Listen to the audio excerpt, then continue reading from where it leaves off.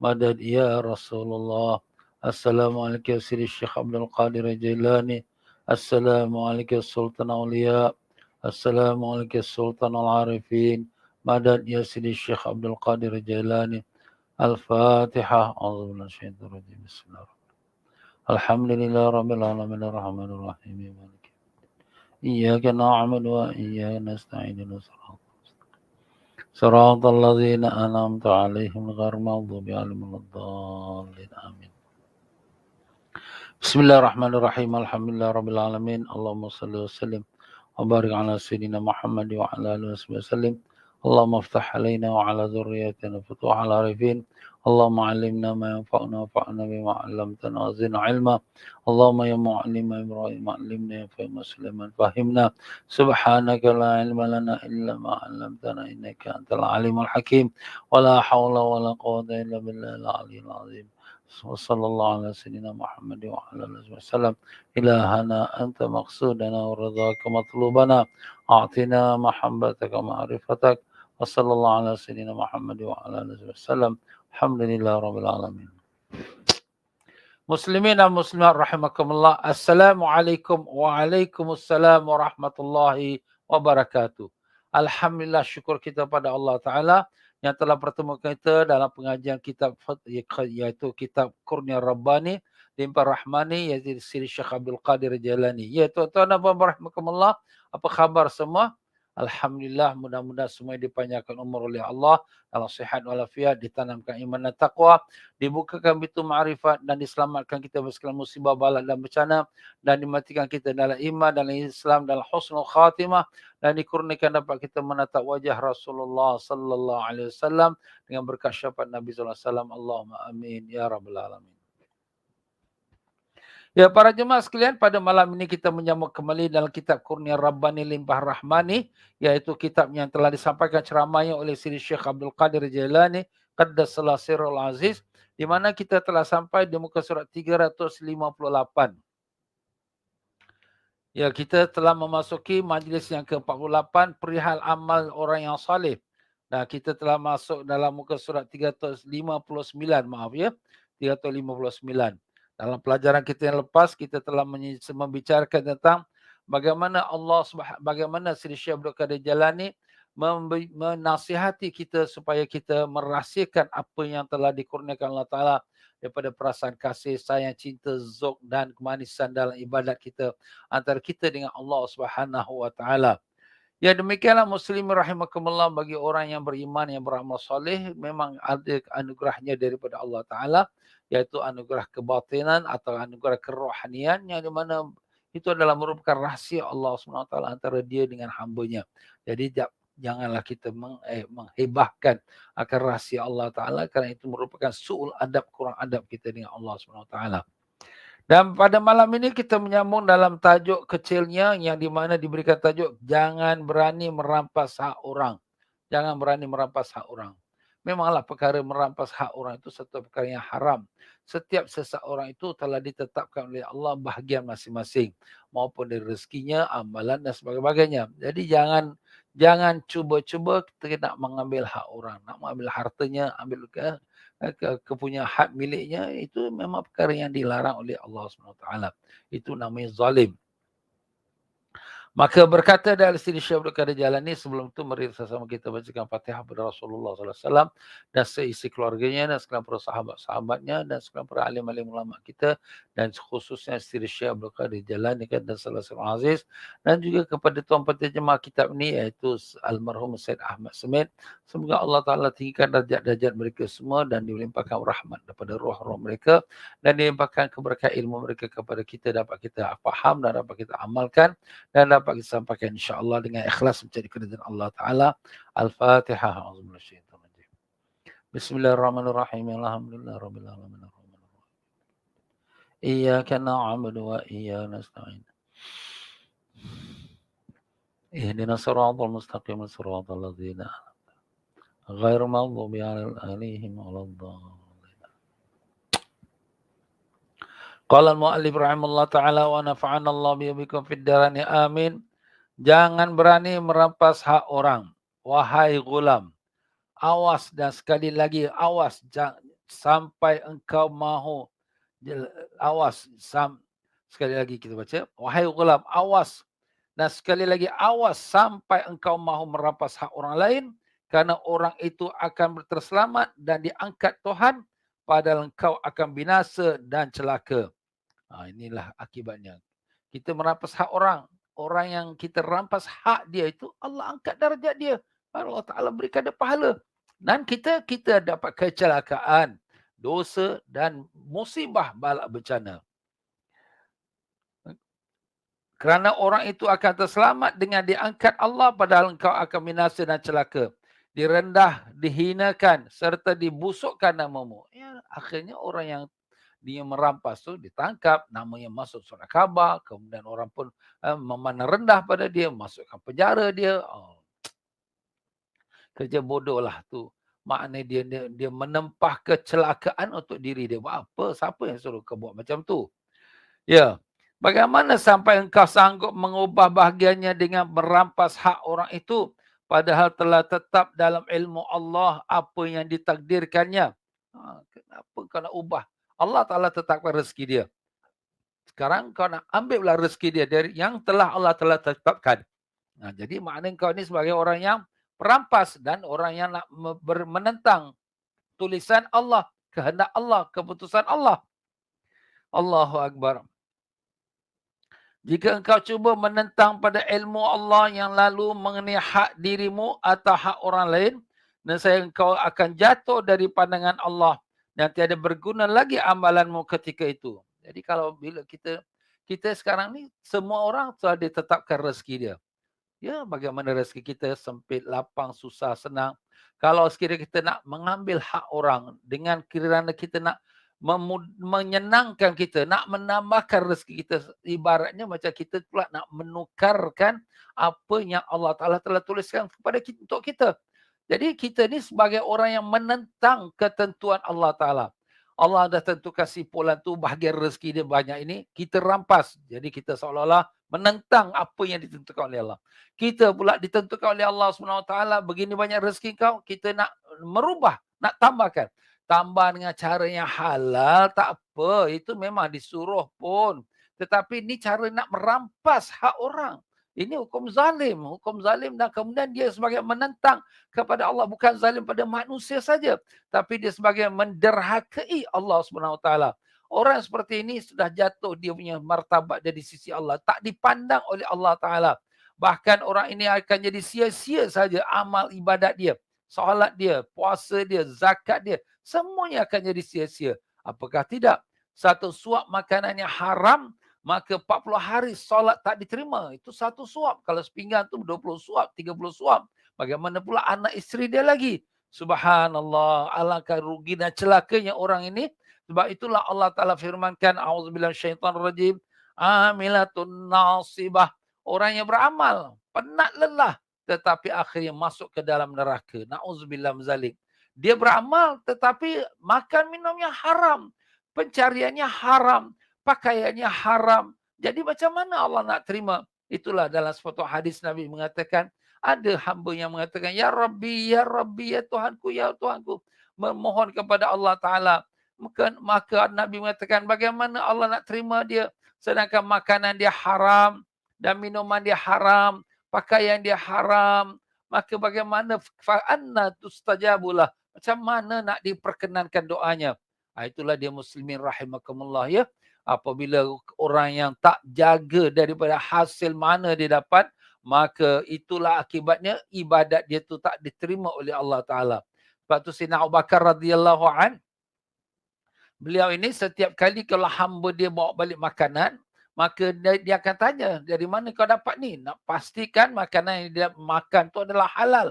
Maka satu hari hamba ni bawa balik makanan dan Abu Bakar tak tanya pun. Terus dia makan. Baru satu suap, hamba dia pun tanya, Tuan. Selalu Tuan tanya, kenapa hari ni Tuan tak tanya? Allahu Akbar. Terlupa pasal tersangat lapar. Dari mana kau dapat ni makanan? Maka si hamba ni pun ceritalah, dulu aku ni tukang telik sebelum masuk Islam lah. Jadi ada orang tu datang, orang meneliklah dengan aku. Tapi tak ada duit nak bayar upah. Jadi tadi aku lalulah tepi kampung dia ada buat keramaian dan dia ini. teringat nak bayar upah aku, inilah upah dia. Ha? Upah tukang telik. Apa hukumnya? Haram. Maka Sayyidina Abu Bakar terkejut bila dengarkan kata-kata itu. Dia pun jolok-jolok jari dia ke dalam mulut dia nak keluarkan apa yang dia telah termakan itu. Maka kata hamba dia, tak apalah Tuan. Allah Ta'ala tak hukum Tuan kerana Tuan tak sengaja. Kata Sayyidina Abu Bakar, tidak, aku tak akan benarkan satu suap makanan yang haram masuk dalam tubuhku. Setelah aku dengar Rasulullah SAW telah bersabda, tubuh badan yang tumbuh, yang lahir daripada makanan yang haram, nerakalah yang lebih sesuai untuknya. Na'udzubillah min zalik. Itulah dia tuan-tuan dan puan-puan rahimakumullah. Ya Allah, ya Tuhan kami, peliharalah kami daripada makanan yang haram dan daripada hasil yang haram. Dan jadikanlah makan minum kami dan segala hasil kami, pendapatan kami yang halal, untuk kami mendekatkan diri kami padamu, ya Allah, dengan berkat Nabi Rasulullah SAW. Allahumma amin. Ya Rabbal Alamin.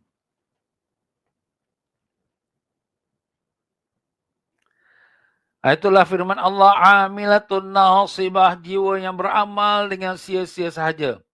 Bertaubatlah kepada Allah Azza wa Jalla dari sekarang. Sekarang juga kamu bertaubat. Jangan kamu nak teruskan, bahkan kamu pulangkan balik segala apa yang kamu rampas pada saudara kamu. Orang yang bersih itu selalunya pintar. Orang yang bersih hati. Orang bersih hati ni orang yang pintar, bijaklah. Dia tahu apa yang nak ambil, apa yang tak boleh, apa yang boleh. Maka jangan putuskan tujuanmu kepada Allah Ta'ala semata-mata kerana balak yang ditimpakan ke atasmu. Jangan putus asa dengan Allah.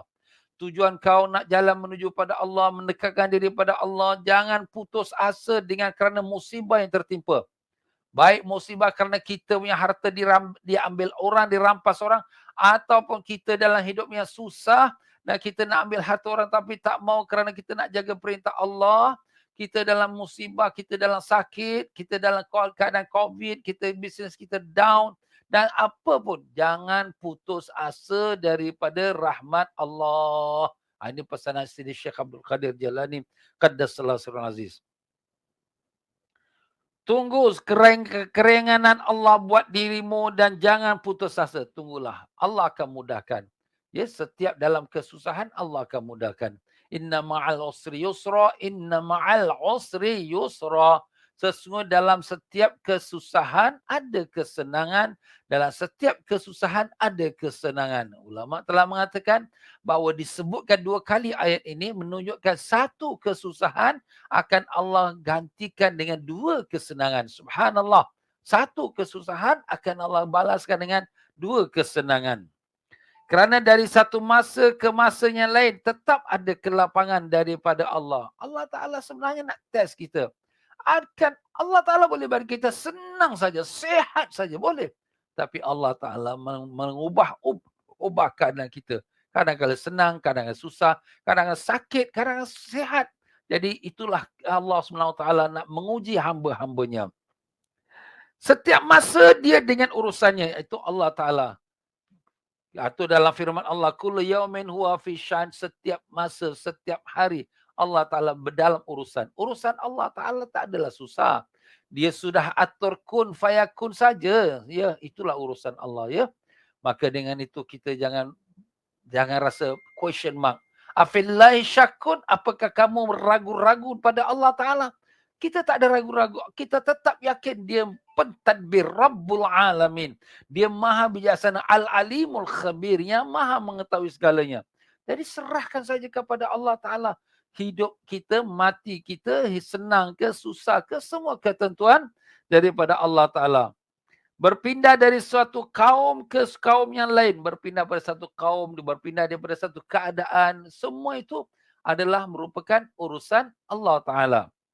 Bersabarlah dengan Allah dan ridha dengan takdirnya. Kerana engkau tiada mengetahui. Moga-moga dia akan mentakdirkan sesuatu perkara yang tiada terduga olehmu. Itulah dia firman Allah Ta'ala. La tadri la'allallah yuhdithu ba'da dhalika amra. Kamu tidak tahu. Mungkin selepas pada itu ada yang Allah tentukan bagi kamu yang kamu sendiri tak terduga. Tak terduga kita kesusahan itu diakhiri dengan kesenangan. Tak terduga kita dengan kesakitan itu mendapatkan keridhaan Allah Ta'ala. Tak terduga kita dengan musibah yang kita hadapi itu mendapatkan nikmat Allah Ta'ala. Kita tak terduga. Sebab tu di sini kita serahkan saja pada Allah Ta'ala. Kita reda dengan ketentuan Allah dan takdir Allah. Kita sabar dengan ujian Allah Ta'ala. Jadi kadang-kala kita kawan-kawan kita yang sedang sakit ni ya, merasa berat, memang tak dinafikan. Sakit tu memang berat. Terasa sakit. Tapi apa nak buat? Itu dah kehendak Allah, kita reda. Kita serahlah saja pada Allah. Ya Allah, kalau begini kehendak kau, aku reda ya Allah apa yang kau tentukan. Maka itulah sebaik-baiknya sifat hamba ya. Jika engkau bersabar, kelak akan diringankan balak buat dirimu. Kalau kita sabar, kita akan diringankan. Diringankan ni ada dua. Imma diringan tu kerana Allah tukarkan balak tu akan nanti didatangkan kemudahan.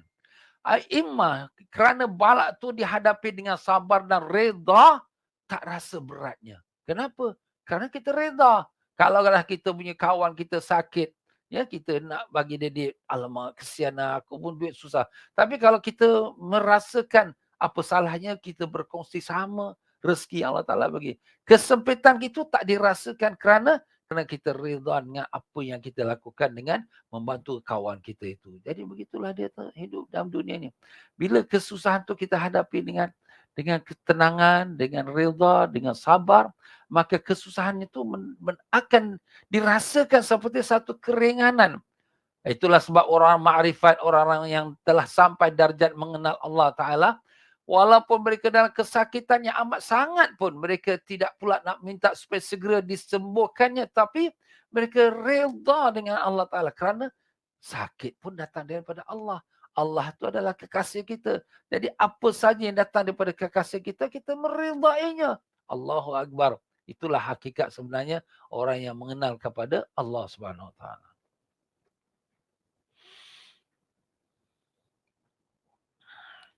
Dan takdirkan sesuatu perkara yang disukai Allah dan engkau juga akhirnya kesusahan itu akan nanti Allah gantikan dengan kesenangan yang Allah akan takdirkan, yang Allah Ta'ala suka, yang kau pun akan suka kepada apa yang akan bakal ditakdirkan Allah. Habis Ustaz, orang ni sakit sampai mati pun sakit. Ya, tak apa. Bukan maknanya ditakdirkan dia tu dengan dapat kebaikan tu dengan sembuh. Tak semesti sakit tu diakhiri dengan sembuh. Sakit tu bila dia dihadapi dengan reda, dapat pahala ganjaran yang tinggi. Sampai dia pun mati dan kemudian syurga yang menantikan dia. Rasulullah SAW sudah gambarkan dalam hadisnya, umat aku di hidup dunia ini akan diuji oleh Allah Ta'ala. Ujian tu dengan merupakan kesusahan, kesempitan, macam-macam. Dan ini ujian ini semua sebagai menyuci, membersihkan dosa-dosa kesalahannya. Apabila dia balik ke akhirat, dia dah balik suci bersih. Dah tak ada apa. Jadi akhirnya ke mana? Ke syurga. Syurga lebih nikmat yang tak dapat digambarkan. Mala ainun ra'at, wala uzunun samiat, wala khatara ala qalbi bashar. Yang tak pernah dilihat oleh mata, yang tak pernah didengar oleh telinga, yang tak pernah terlintas dalam hati. Itulah syurga. Subhanallah. Tak dapat nak kita gambarkan. Macam mana kita nak gambarkan? Wah, syurga rumahnya mengalir bawah sungai. Macam ni sungai. Tak, lebih daripada tu. Oh, syurga rumahnya besar-besar banglo. Tidak, lebih daripada tu. Tak dapat nak kita gambarkan. Itulah dia syurga. Untuk siapa? Untuk uiddat lil muttaqin. Untuk disediakan bagi orang-orang yang bertakwa. Orang takwa, orang reda, syukur pada Allah Ta'ala.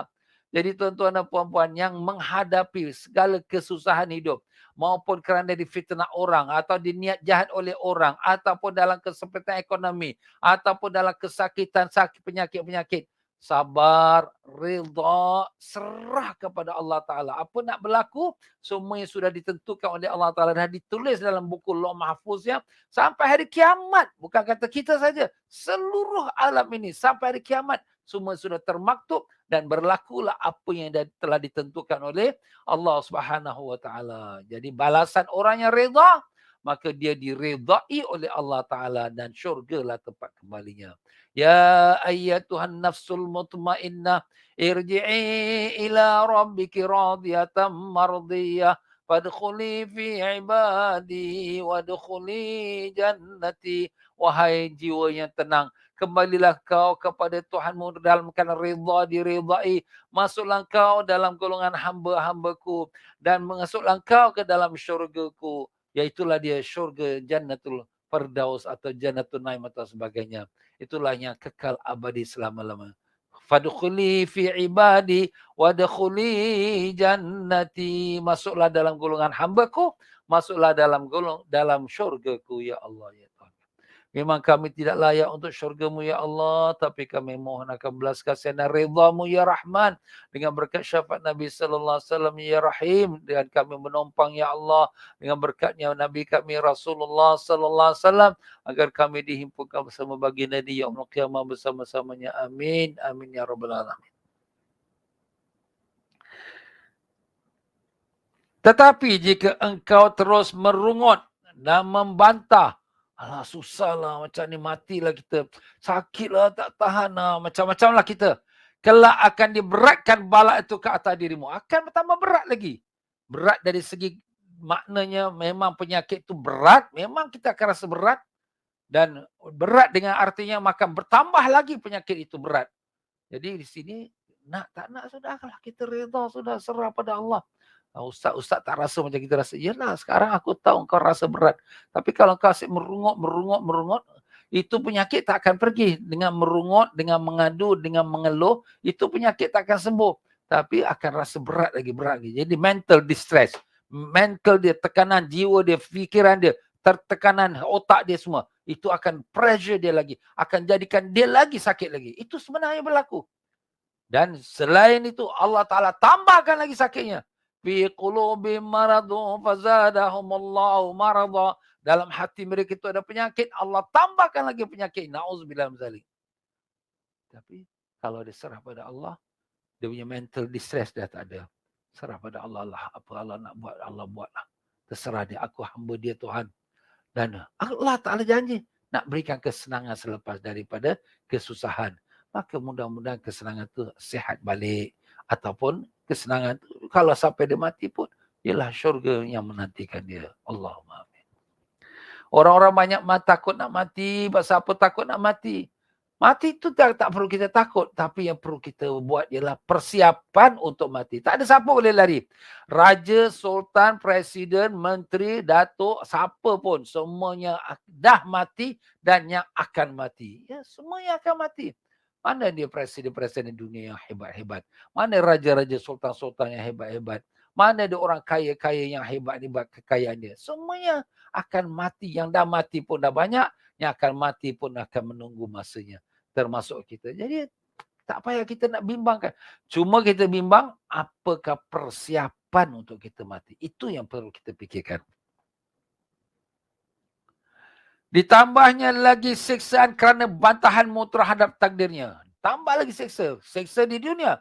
Siksa di akhirat pula. Ditambahkan dengan balasan na'udzubillah kemurkaan Allah. Dan neraka yang menantikan dia. Na'udzubillah. Jadi bukan dapat pahala. Dapat balak bencana lagi. Na'udzubillah. Sebab bantahan dan penentanganmu terhadap Allah itu ialah kerana kau berdiri dengan hawa nafsumu. Kau ni ikutkan nafsu. Apa nafsu nak? Nafsu nak senang. Nafsu nak apa? Nak sihat. Nafsu nak apa? Nak puaskan keinginan dia. Tapi bila dah sakit, tak boleh nak buat macam tu. Bila dalam susah, kesempitan ekonomi, tak boleh buat macam tu. Jadi kau ni sebenarnya ikutkan nafsu. Itu sebenarnya. Alah Ustaz, susahlah saya ni. Apa yang susah? Kau pergi ke Afrika, ada orang lagi tak ada apa nak makan. Tengok pelayan-pelayan Syria, duduk aja dalam kemah saja. Kau nak ada rumah juga, ada bumbung atas kepala, ada makan pagi, makan petang, makan malam, semua cukup. Walaupun tak semewah mana, tapi Alhamdulillah. Inilah dia tuan-tuan. Maaflah, maaf. Kadang kita tak perasan. Kita melihat kepada kesusahan kita, tapi tak melihat pada kesusahan orang yang lebih susah daripada kita. Waktu Nabi SAW pesan pada kita, lihatlah kepada orang yang lebih bawah dari kamu, supaya kamu bersyukur, dan jangan kamu lihat orang yang lebih tinggi daripada kamu. Jangan sampai kamu tak bersyukur. Itu tuan-tuan ya. Sebab bila kita tengok orang yang lebih bawah pada kita, aku makan 1 hari 2 kali. Orang tu langsung tak makan. Makannya sekali-sekali boleh dapat makanan. Kita ni ada rumah, tapi rumah lah buruk lah, rumah satu hal. Ada orang tak ada rumah langsung. Kita ni ada pakaian, tapi pakaian dah berulang-ulang. Ada orang pakaian dah bertahun. Allahu Akbar. Sebab itulah di sini kita disuruh lihat kepada orang lebih susah daripada kita, ya, supaya kita syukur pada Allah Ta'ala. Jadi orang yang membantah ni sebenarnya orang ini ikutkan nafsu. Nafsu nak senang, nak sehat, nak lapang. Tapi tak dapat. Jadi dia marahlah. Dia merungut. Dan pandanganmu terhadap kebendaan serta cintamu kepada dunia. Inilah sebabnya kenapa kamu merungut, kenapa kamu membantah, kerana ikut hawa nafsu, kerana cinta kepada material kebendaan wang ringgit, dan juga cinta kepada dunia, dan juga ingin membolotnya, ingin mendapatkan dunia. Dah sakit tak boleh nak buat kerja, tak sakit tak boleh nak bisnes, alamak rugi aku rugi. Dia fikirkan nak kumpulkan harta dunia sedangkan dia nak mati dah. Harta dunia dikumpulkan, yajma'una ma la ya'kulun, yabnuna ma la yaskunun. Mereka ini menghimpunkan harta yang dia tak makan dan membangunkan bangunan yang dia tak duduk. Macam mana? Dia kumpul harta, lepas tu meninggal. Apa yang dia dapat? Nak makan. Kalau boleh makan pun hanya sesuap nasi ataupun sepinggan nasi, itu saja. Tak ada lebih daripada itu. Nak lebih lagi dah tak boleh dah. Begitulah bangunkan bangunan cantik-cantik, megah-megah, hebat-hebat. Tetapi yang duduknya satu bilik kecil saja. Dan kalau sekiranya dah habis nyawa dia, saat dalam kubur lagi 6 kaki dalam bawah tanah saja. Allahu Akbar. Allahu Akbar. Itulah kita, tuan-tuan dan puan-puan ni, kita ingatkan hari kita nak balik kepada Allah Ta'ala ni. Wahai kaum, jangan sampai terdesak, mesti jiwa kamu berdiri di pintu dunia. Jiwa ni maksud nafsu lah. Sekali lagi.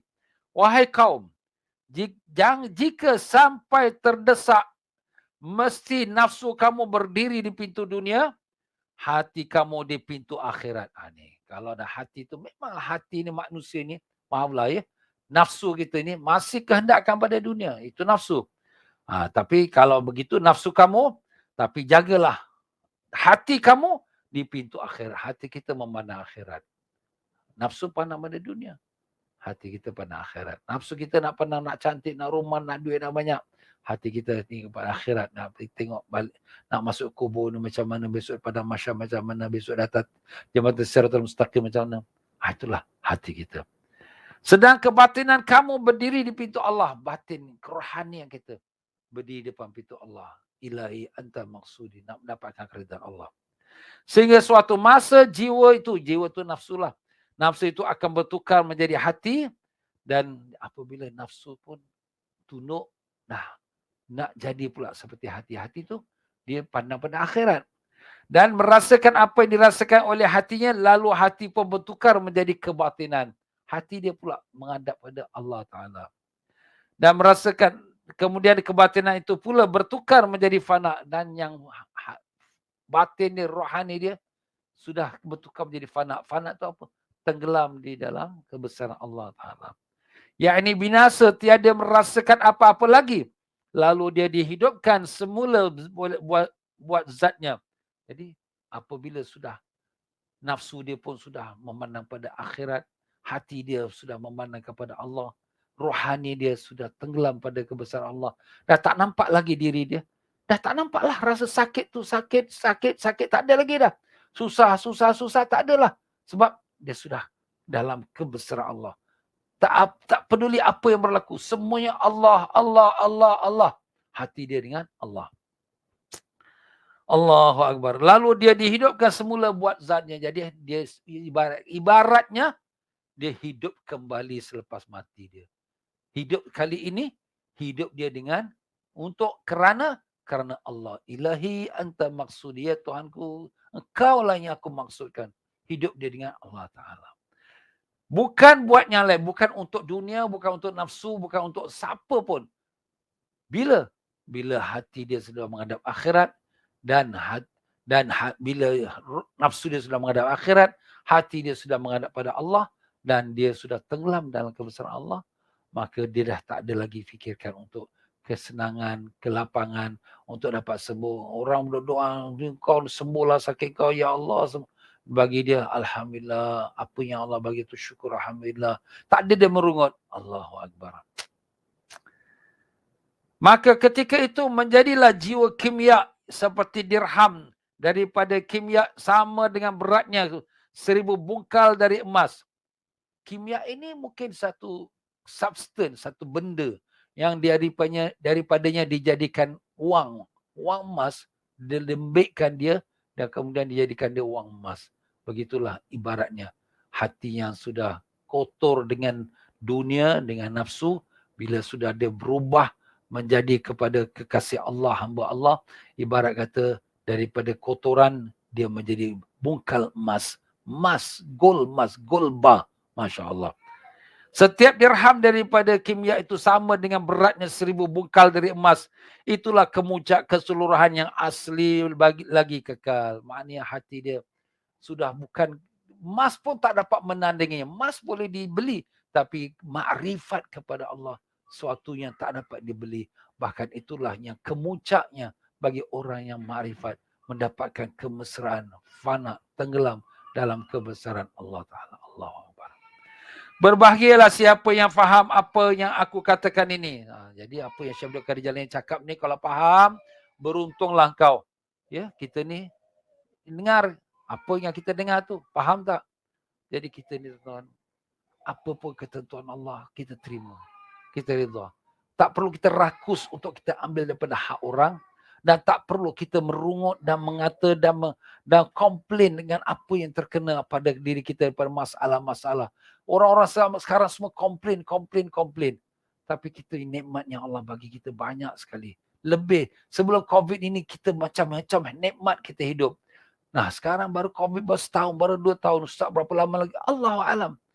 Selagi Allah kehendaki, selagi itulah dia ada. Dia pun hamba Allah juga. Dia ikut perintah Allah Ta'ala. Kita serah sajalah pada Allah. Imma kita mati dulu, imma COVID mati dulu. Kita pun tak tahu siapa yang mati dulu.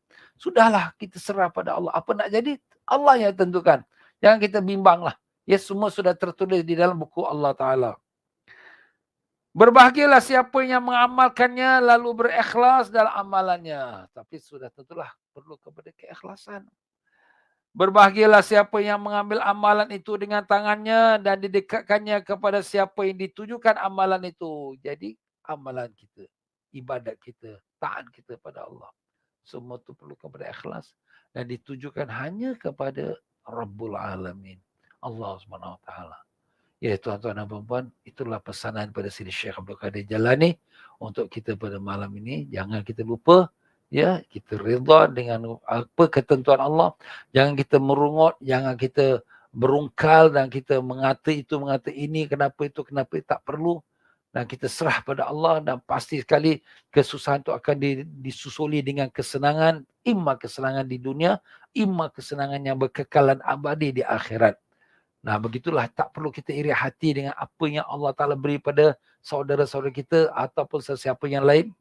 Semua itu ketentuan Allah Ta'ala. Kita tengok mereka dapat rezeki, Alhamdulillah, itu Allah Ta'ala telah tuliskan untuk dia.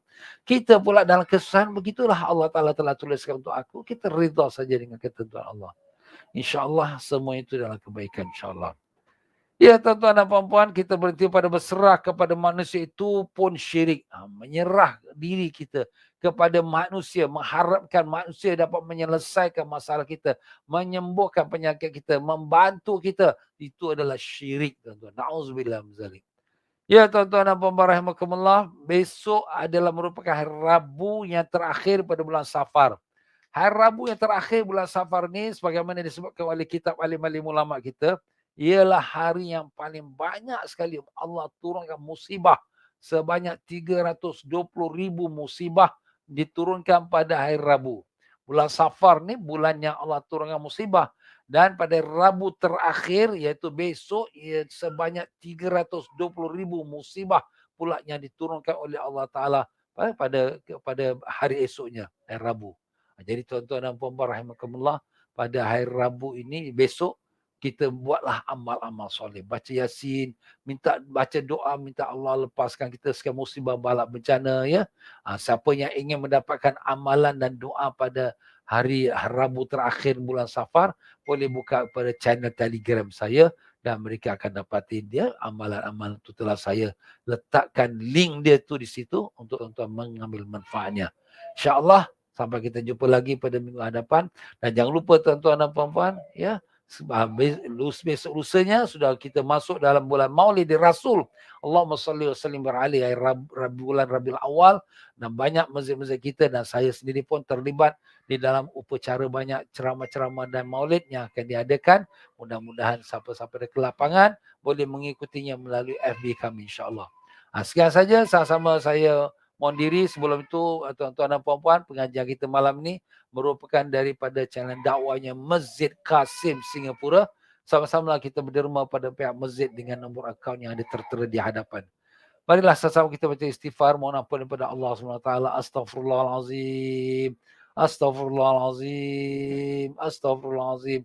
Subhanakallahumma bihamdika asyhadu an la ilaha illa anta astaghfiruka wa atubu ilaik. Wabillahi taufiq wal hidayah. Wassalamualaikum warahmatullahi wabarakatuh.